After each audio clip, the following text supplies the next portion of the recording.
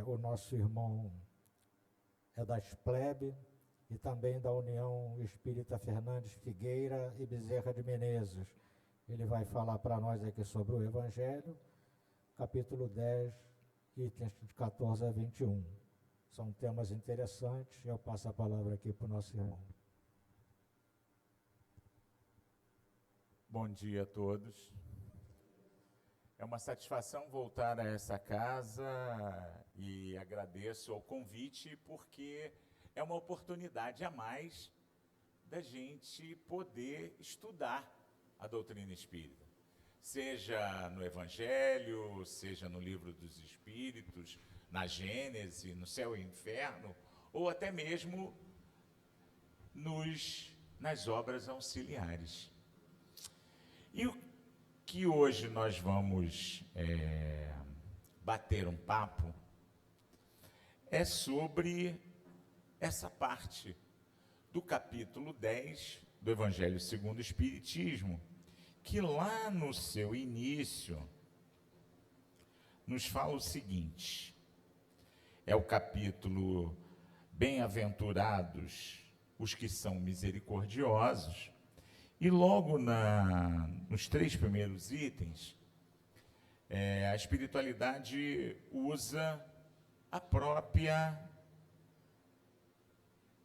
Bíblia, né? Que é o livro sagrado aos cristãos. E é muito interessante, a gente conversava com os jovens essa semana, que eu trabalho com a juventude lá na União Espírita Fernandes Figueira e Bezerra de Menezes, que muitos dos nossos irmãos de outras denominações religiosas acham que nós espíritas não somos cristãos, porque a gente, de um modo geral, não estuda a Bíblia, lê do engano. Tem inclusive no canal da FEB um estudo da Bíblia feito pelo nosso irmão Haroldo Dutra Dias e outros companheiros.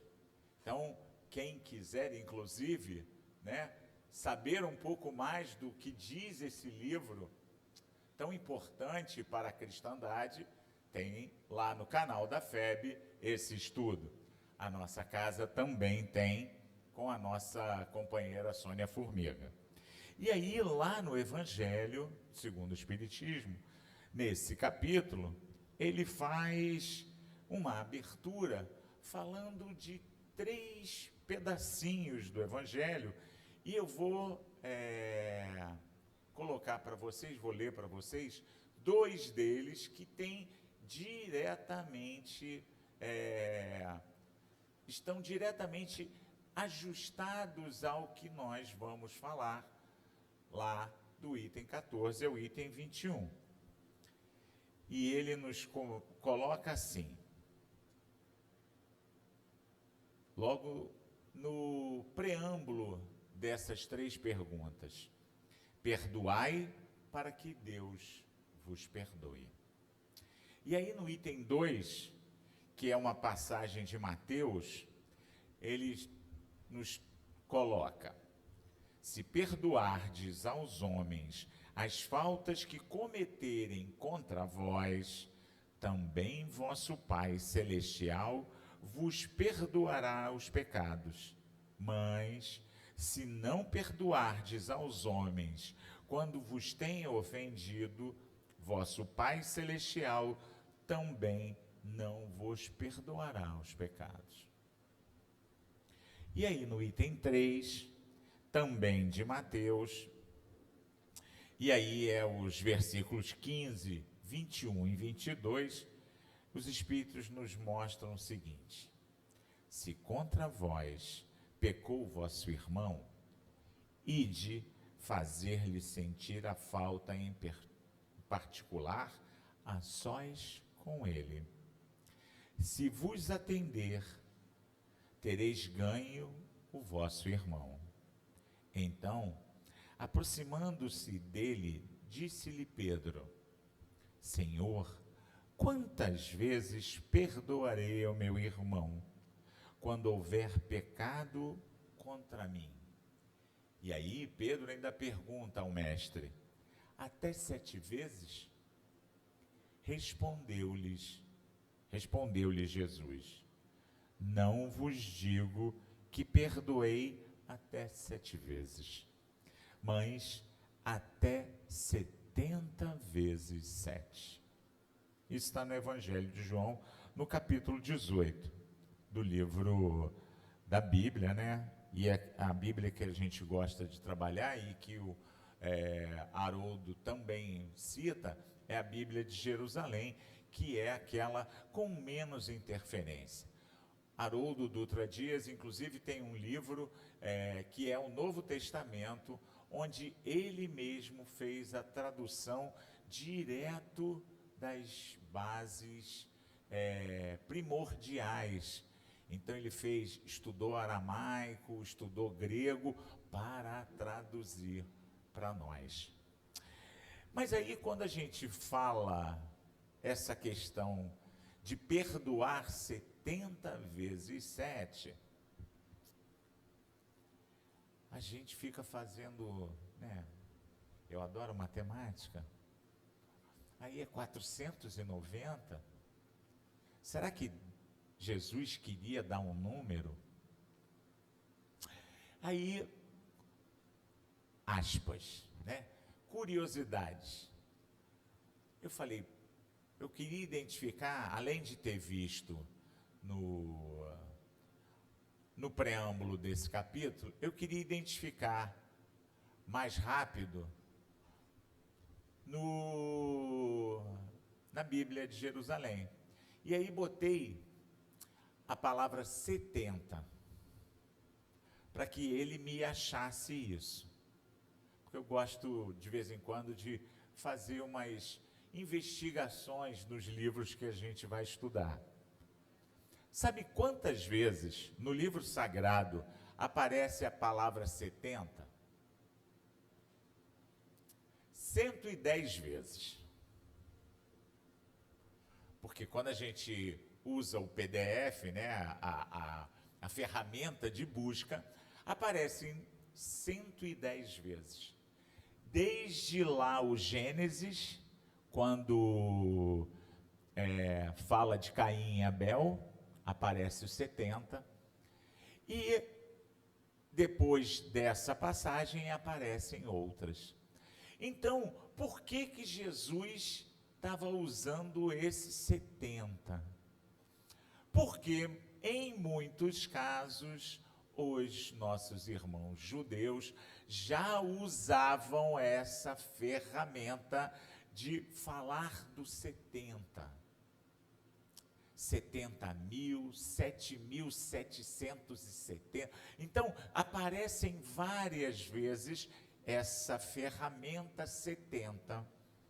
Mas aí, voltando para o nosso estudo de hoje, quando a gente vai pegar, logo no primeiro item do 14, que é a parte das instruções dos espíritos, quando ele vai nos falar sobre o perdão, o espírito que dá a mensagem, ele nos fala o seguinte: quantas vezes perdoarei a meu irmão? Perdoar-lhe não 7 vezes, mas 70 vezes 7 vezes. Então ele repete, esse espírito amigo, ele repete o que está lá no Evangelho de Mateus. E ele ainda continua e fala o seguinte: aí tendes um dos ensinos que Jesus mais vos devem percutir a inteligência e mais alto falar ao coração. Ensinarás a teus irmãos esse esquecimento de si mesmo, que torna uma criatura invulnerável ao ataque, aos maus procedimentos e às injúrias. serás brando e humilde de coração, sem medir a tua mansuetude. Farás, enfim, que desejas que o Pai Celestial por ti faça. Então, quando Jesus responde a Pedro, ele estava falando de 490 vezes? Não. Ele estava falando da gente perdoar infinitamente. E ele estava falando isso por quê? Porque o nosso Pai, Deus, que nos criou simples e ignorantes, nos perdoa sempre. Então, por que nós iríamos perdoar ao nosso irmão 7 vezes, né? Como nos pergunta Pedro a Jesus, ou somente 490 vezes? Não. O mestre está falando dessa conta imaginária para que a gente perca a noção de quantas vezes nós vamos perdoar o nosso irmão. E isso é muito fácil da gente lembrar. Por que será que ele falou essa conta? Se a gente lembrar, nas coisas corriqueiras,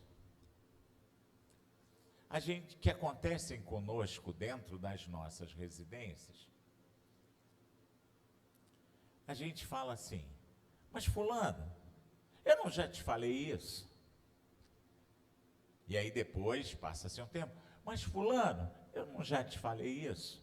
Mas você está contando quantas vezes você falou? Não. Você está repetindo uma coisa. Esse é o proceder do nosso Pai conosco. Ele fica nos acusando quantas vezes a gente errou perante a lei de Deus? Não. O que ele fala? Uma nova oportunidade. Vai lá e faz de novo. Vai lá e faz de novo. Até que nós acertemos. Não é assim com qualquer coisa na nossa vida? Seja na internet, na hora da gente mandar uma mensagem, que a gente erra, e aí a gente apaga e depois escreve de novo. Seja na cozinha, na hora que a gente tem que fazer uma determinada coisa, e a gente erra e não ficou direito, e a gente vai fazendo até acertar. Seja nas contas matemáticas, de mais, de subtração, de multiplicação e de divisão, que a gente vai fazendo até acertar. Seja na química, na física, na biologia, a gente vai fazendo até acertar. O nosso irmão, que hoje, né, nos primórdios, que a maioria de nós hoje já não tem nem mais telefone fixo, né? Mas o nosso amigo Grambel, quando estava para inventar o telefone, ele fez mais de 4.000 tentativas.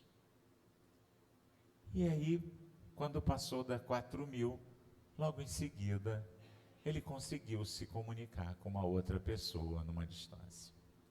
E hoje, né, a gente tem essa possibilidade que a internet nos dá, da gente pesquisar, falar com os nossos irmãos, com os nossos irmãos numa distância absurda. Falar e ver. Para mim, então, isso está sendo uma experiência prazerosa, porque o meu filho mora fora do Brasil, e eu vira e mexe falo com ele, como estou falando com vocês. Então, essa questão do perdão, é importante a gente perdoar infinitamente. E aí vamos para os grandes da humanidade que passaram por essa questão do perdão e não se julgavam vítimas e sim perdoavam aqueles, né, que os tenham ofendido. O primeiro deles, e o maior deles, é o próprio mestre. Porque a gente, né, e que bom que a gente tem um esquecimento para não lembrar se a gente estava lá tacando pedra no mestre, né, falando Barrabás, né? Que bom que a gente não lembra disso, para a gente não se sentir mais errado do que a gente já é. O mestre, inclusive, né? É bom que a gente lembre sempre dessa...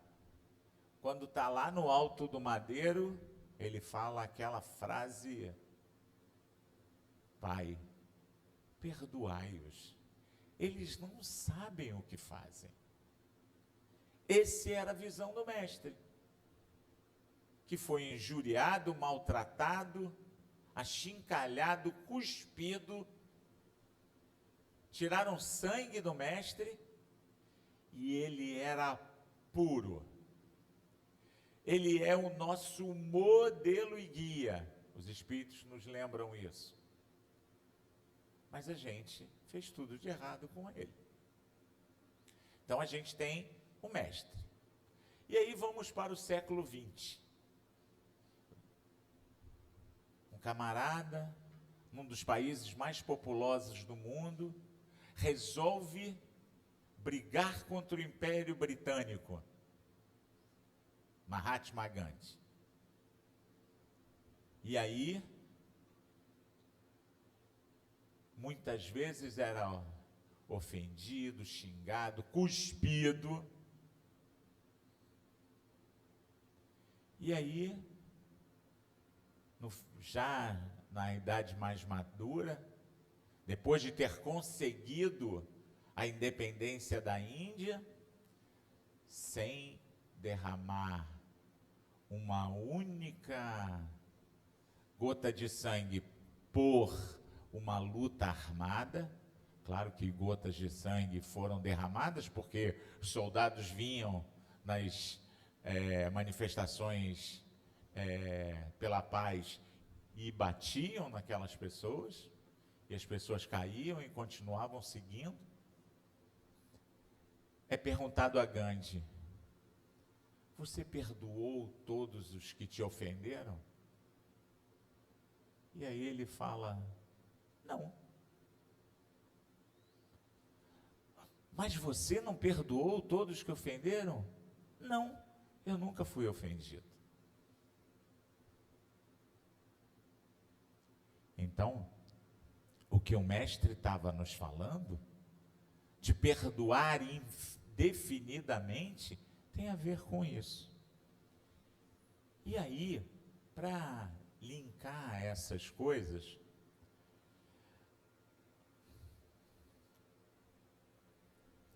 o nosso irmão Lorival Lopes, autor de vários pequenos livros, ele fala para a gente das pomadas do perdão.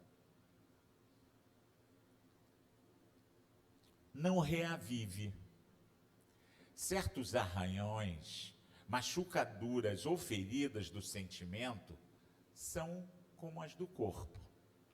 Se mexidos ou friccionados, não se cicatrizam ou até ficam em carne viva e sangram. As decepções, as desesperanças, as revoltas, se reavivadas, lembradas, tocadas, voltam a incomodar até mais do que quando surgiram. Como as feridas do corpo, coloque os remédios apropriados. Se você recebeu maus tratos ou desprezo, aplique pomadas do perdão. E se não se sentir em condições, esqueça e deixe para lá. Espere o ferimento desaparecer. Quando o remédio é bom, a cura aparece mais depressa. Então, a literatura espírita nos fala bastante sobre o perdão. Mas vamos continuar aqui no item 14.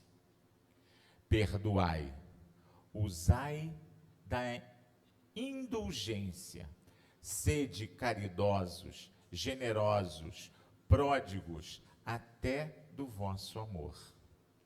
Dai que o Senhor vos restituirá. Perdoai que o Senhor vos perdoará. Abaixai-vos que o Senhor vos elevará. Humilhai-vos que o Senhor fará, vos assenteis à sua direita. E aí, quando a gente fala de perdão ou de indulgência, que aí nesse item 14, ele vai falar sobre a indulgência, mas a partir do 17, do 17, do 18, ele vai falar da indulgência também. E aí, a gente gosta de procurar mais informações, né? Opa! Obrigado, seu João. E aí ele fala aqui, a gente acabou de ler, sobre caridade, não é isso? E aí, no item 886 do Livro dos Espíritos, caridade e amor ao próximo, questão 886, Kardec pergunta aos espíritos: qual o verdadeiro sentido da palavra caridade, como a entendia Jesus? Benevolência para com todos, indulgência para as imperfeições dos outros e perdão às ofensas. E aí Kardec ainda faz um comentário. O amor e a caridade são o complemento da lei de justiça, pois mais amor o próximo é fazer-lhe todo o bem que nos seja possível e que desejáramos nos fosse feito. Tal o sentido dessas palavras de Jesus: amai-vos uns aos outros como irmãos. A caridade, segundo Jesus, não se restringe à esmola, abrange todas as relações em que nos achamos com os nossos semelhantes, sejam eles nossos inferiores, nossos iguais ou nossos superiores.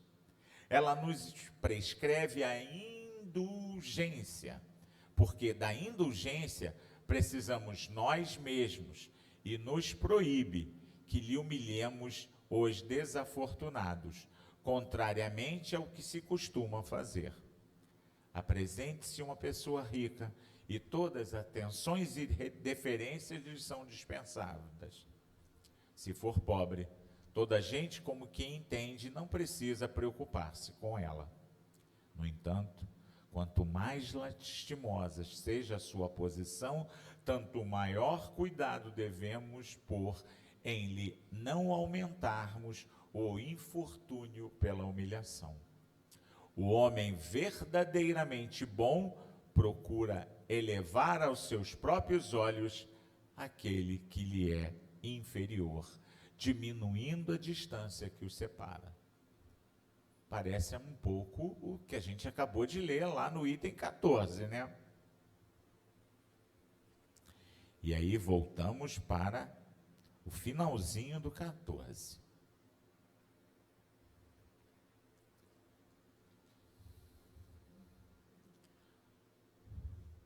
Se seus atos pessoalmente vos prejudicaram, mais um motivo aí tendes para serdes indulgentes, porquanto o mérito do perdão é proporcionado à gravidade do mal. E aí, esse nosso irmão que assina essa mensagem, ele nos faz uma chamada muito vigorosa.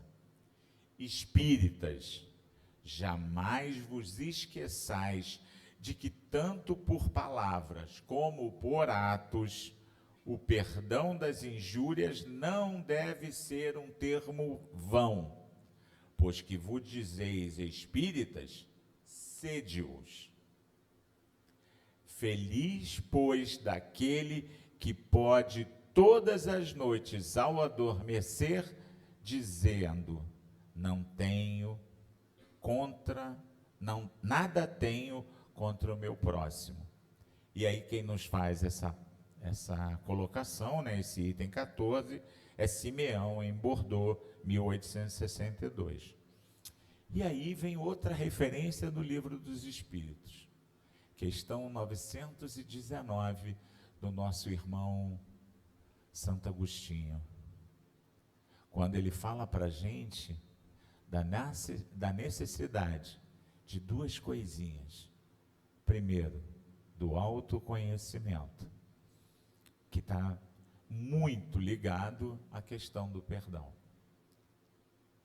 E a segunda coisa é de que a gente fizesse, na hora que a gente fosse dormir, uma avaliação para saber o que a gente fez de errado ou de certo, para que no dia seguinte a gente pudesse consertar, se fosse possível, ou não fazer novamente. Então a espiritualidade, ela age sempre dando dicas para a gente do que a gente deve proceder. E aí no item 15, perdoar aos inimigos é pedir perdão para si próprio. Perdoar aos amigos é dar-lhe uma prova de amizade. Perdoar as ofensas é mostrar-se-lhe melhor do que era. Perdoai, pois, meus amigos, a fim de que Deus vos perdoe. E aí ele faz uma menção, esse irmão, aqueles que dizem, e a gente ouve sempre isso por aí, né? Quando as pessoas ficaram muito magoadas com alguma coisa que os outros o fizeram, nunca perdoarei. Qual de nós já não ouviu, ou já ter até mesmo falado isso? E aí os espíritos falam, pois pronuncia a sua própria condenação. Quem sabe se nessa luta, que começa por uma alfinetada e acaba por uma ruptura, não fostes quem atirou o primeiro golpe. Se vos não escapou alguma palavra injuriosa, se não procedestes com toda a moderação necessária, muitas vezes fomos nós mesmos que começamos determinados problemas, né? Se de vós dependia impedir as consequências do fato e não as impedistes, sois culpados. Mostrai-vos clementes e com isso só fareis que o vosso mérito cresça. E ele continua, mas há duas maneiras bem diferentes de perdoar. Há o perdão dos lábios e o perdão do coração. Qual que a gente quer fazer realmente, né? E aí esse irmão continua. Muitas pessoas dizem, com referência a seu adversário, eu lhe perdoo, mas interiormente alegram-se com o mal que lhe advém, comentando que ele tem o que merece. Qual de nós já não viu ou já não agiu dessa maneira? E ainda tem outra. Quantos dizem, perdoo, e acrescentam, mas não me reconciliarei nunca, não quero tornar a vê-lo em toda a minha vida.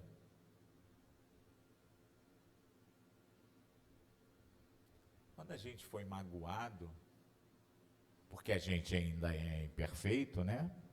E a gente às vezes se magoa, a gente age assim. Não quero mais ver essa pessoa nunca mais. E aí muitas vezes, né, a vida nos prega peças e aparece aquela pessoa na nossa vida, numa outra situação, para que a gente se reconcilie, né? O próprio mestre fala disso. Reconcilia-te com teu irmão enquanto estás a caminho. O mestre nos fala isso, para que a gente não fique remoendo essas coisas. E aí ele ainda fala: será que é esse o perdão do Evangelho? Não. O perdão verdadeiro, o perdão cristão, é aquele que lança um véu sobre o passado. Esse, o único que vos será levado em conta, visto que Deus não se satisfaz com aparências. Ele sonda o recesso do coração e os mais secretos pensamentos. O esquecimento completo e absoluto das ofensas é peculiar às grandes almas. O rancor é sempre sinal de baixeza e de inferioridade. Não ouvideis que o verdadeiro perdão se reconhece muito pelos atos do que pelas palavras. E é isso quem nos diz é um tal de Paulo apóstolo, né? Na cidade de Lyon, 1861. Para vocês verem como vários daqueles grandes cristãos que estavam e que ao redor do mestre estavam presentes também na codificação de Kardec. E aí vem o aspecto da indulgência, para a gente ir para o nosso final, né? E aí, de novo, esse irmão que fala sobre a indulgência faz de novo um alerta para nós que nos dizemos espíritas. E ele começa assim: espíritas, queremos falar-vos hoje da indulgência, sentimento doce e fraternal que todo homem deve alimentar para com seus irmãos, mas do qual bem poucos fazem uso.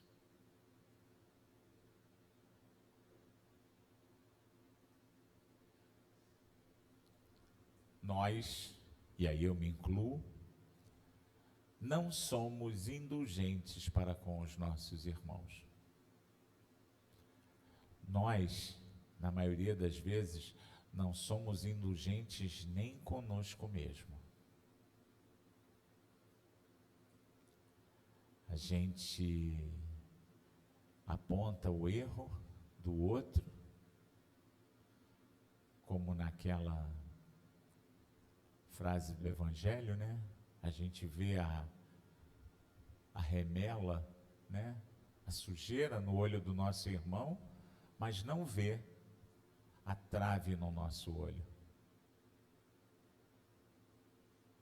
A gente aponta os defeitos do outro, e aí, quando criança, isso foi uma grande lição. Você está apontando, mas olha aqui, tem 3 dedos apontando para você. Então, quando a gente aponta, quando a gente fala que o outro errou, a gente tem que ter muito cuidado. Porque quem é você para se arvorar em juiz e dar ênfase ao erro do outro? A gente erra todo dia. A gente erra conosco, quando come demais, quando dorme de menos, quando vê besteira demais, quando fala coisas demais, quando pensa coisas equivocadas. Porque a gente erra pelo pensamento. Hoje, nosso irmão Joel falou uma gracinha para mim, eu não vou revidar, mas eu pensei. Né? Você não faz, porque hoje você já, às vezes você consegue reter a mão que ia dar um tapa. Mas você pensou. Então a gente não tem indulgência para conosco, muito menos com o nosso irmão. E aí ele continua aqui. A indulgência não vê os defeitos de outrem, ou se o vê, evita falar deles, divulgá-los. A indulgência jamais se ocupa com os maus atos de outrem, a menos que seja para prestar um serviço. Mas mesmo neste caso, tem o cuidado de os atenuar tanto quanto possível. Quando só... E aí ele ainda pergunta, ainda faz essa afirmação: ó homens, quando será que julgareis os vossos próprios corações, os vossos próprios pensamentos, os vossos próprios atos, sem vos ocupardes com o que fazem vossos irmãos? Quando só tereis olhares severos sobre vós mesmos? Sede, pois, severos para convosco, indulgente para com os outros. Lembrai-vos daquele que julga em última instância, que vê os pensamentos íntimos de cada coração e que, por conseguinte, desculpa muitas vezes as faltas que censurais ou condena o que relevais, porque conhece o móvel de todos os atos. Quem é esse? Deus, né? E aí ele termina, esse irmão, dizendo: sede indulgentes, meus amigos, porquanto a indulgência atrai, acalma, ergue, ao passo que o rigor desanima, afasta e irrita. Isso quem nos diz é um espírito protetor chamado José, em Bordeaux, 1863. E aí tem uma outra mensagem sobre a indulgência. Sede indulgências com as faltas alheias, quaisquer que elas sejam. Não julgueis com severidade, senão as vossas próprias ações. Sustentai-os forte, animai-os à perseverança, fortalecei os fracos, mostrando-lhes a bondade de Deus. Perdoai as nossas ofensas, como nós perdoamos quem nos ha ofendido. Onde é que está isso? Está na oração dominical, né? A gente não fala isso? Perdoai as nossas ofensas, assim como nós perdoamos quem nos tem ofendido, e livrai-nos de todo o mal. Mas o mal não é do outro. O mal está dentro da gente. A gente que olha o outro. Então a gente tem que trabalhar esse mal. Como é que a gente trabalha esse mal? Se conhecendo. Vendo onde a gente pode melhorar. Onde a gente pode ser melhor.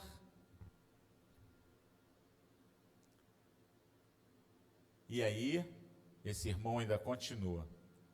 Que é o que pedis ao Senhor quando implorais-vos o seu perdão? Será unicamente o ouvido das vossas ofensas? Ele não puniria exato, mas tampouco recompensaria. Pedindo-lhe que perdoe os vossos desvios, o que lhe pedis é o favor de suas graças para não rescindir-lhes neles. É a força que necessitais para enveredar por outras sendas, as da submissão e do amor, nas quais podereis juntar ao arrependimento a reparação. E ele continua nos falando: levai-lhes simultaneamente com o perdão o amor, Fazei por eles o que pediríeis fizesse o vosso Pai Celestial por vós. Substitui a cólera que conspurca pelo amor que purifica. Pregai, exemplificando essa caridade ativa, infatigável, que Jesus vos ensinou. Pregai como ele o fez durante todo o tempo que esteve na terra, visível aos olhos corporais, e como ainda a prega incessantemente, desde que se tornou visível tão somente aos olhos do Espírito. Caminhai em suas pegadas, elas vos conduzirão ao refúgio, onde encontrareis o repouso após a luta. Isso quem nos fala é João, um bispo de Bordeaux, em 1862. No livrinho, como eu sempre venho aqui e falo, né? Dessa vez eu não falei no início, eu não sou um orador espírita, eu sou um divulgador da doutrina espírita, então eu uso meus amigos livros para que a gente fale. Então, desse livrinho, Os Três Passos do Autoconhecimento, de Carlos Bacelli e Espírito Irmão José, ele nos fala o seguinte: perdão. A virtude do perdão é a que mais requisita o homem que melhor se conhece. Indulgência para com as fraquezas alheias que em outras circunstâncias poderiam ser suas. Compreensão que não efetua cobranças comportamentais. Consciência da alheia limitação, tomando os próprios limites como parâmetro. Isenção absoluta, quando chamado a aferir esta ou aquela atitude do próximo. Transposição de lugar com aquele que se censura. Perdoar é mais do que esquecer. Na condição de ofendido, é nivelar-se com a infelicidade de quem o ofendeu. O perdão é a mais ousada das solidariedades, o mais humano e, ao mesmo tempo, o mais divino de todos os gestos. É, sem ser o Cristo, e aí que é difícil, sem ser o Cristo, igualar-se a ele naquele exato momento em que o homem, na cruz da suprema humilhação, atinge as culminâncias. Onde ele fala para a gente: Pai, perdoai, eles não sabem o que fazem. Esses somos nós. E aí, indo para os finais, no item 18, o nosso irmão que nos fala, faz a seguinte indagação: todos vós tendes maus pendores a vencer, defeitos a corrigir, hábitos a modificar. Todos tendes um fardos mais ou menos pesado a alijar. Como podeis galgar o cume da montanha do progresso? Todo homem, bastante orgulhoso para se julgar superior em virtude e mérito aos seus irmãos encarnados, é insensato e culpado. Deus o castigará no dia da sua justiça. O verdadeiro caráter da caridade é a modéstia e a humildade, que consistem em ver cada um apenas superficialmente os defeitos de outrem e esforçar-se por fazer que prevaleça o que há nele de bom e virtuoso, porquanto, embora o coração humano seja um abismo de corrupção, sempre há, em algumas de suas dobras mais ocultas, o germe de bons sentimentos, centelha vivaz da essência espiritual. Para esses, iluminado está o caminho, ao longo do qual podem ler estas palavras que lhes indicam o meio de chegarem ao termo da jornada. Caridade prática, caridade do coração, caridade para com o próximo, como para si mesmo. Numa palavra, caridade, para com todos e amor a Deus acima de todas as coisas, porque o amor a Deus resume todos os deveres e porque impossível é amar realmente a Deus sem praticar caridade, da qual fez ele uma lei para todas as criaturas. Dufetre, bispo de Nevers, em Bordeaux. E para finalizar, a gente vai falar de uma coisinha que ele pegou agora aqui no finalzinho desse item 18. Questão 806 do Livro dos Espíritos. É da lei da natureza a desigualdade das condições sociais? Não. É obra de Deus, do homem e não de Deus. E aí Kardec ainda pergunta: algum dia essa desigualdade desaparecerá? Eternas somente são as leis de Deus o são. Não vês que dia a dia ela gradualmente se apaga? Desaparecerá quando o egoísmo e o orgulho deixarem de predominar.